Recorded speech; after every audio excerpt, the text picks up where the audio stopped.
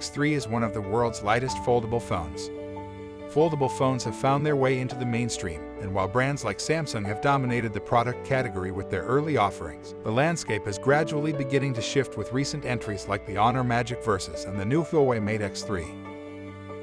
Foldable phones are all about maximizing pocketable screen real estate, and now Huawei's latest for China focuses on another critical aspect, bringing you all that space while still keeping the weight down. In pursuit of durability, sturdiness, and innovation, it can feel like many manufacturers treat weight as an afterthought. Because of all the materials and engineering involved, foldables are inevitably going to struggle with keeping things light. Huawei's new Mate X3 features an impeccable hardware package that tips the scales at just 239 grams, a smidge heavier than the 233-gram Oppo Find N2, but 10% lighter than the Samsung Galaxy Z Fold4. Despite the low weight, the Mate X3 doesn't sound like it's making many compromises. The IPX8 water-resistant body sports a teardrop hinge for the 7.85 inches inner display.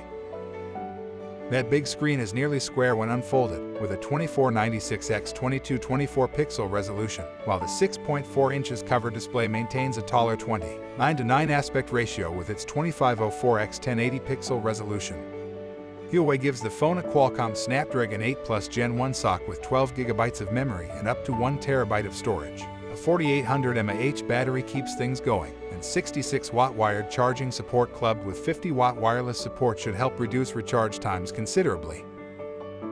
Like any other good foldable flagship, Huawei has loaded the phone with cameras. An 8-megapixel selfie camera in each of the displays, and a triple camera array on the back comprising a 50-megapixel 1.8f primary shooter, a 13-megapixel 2.2f ultra-wide, and a 12-megapixel 5x optical zoom telephoto lens.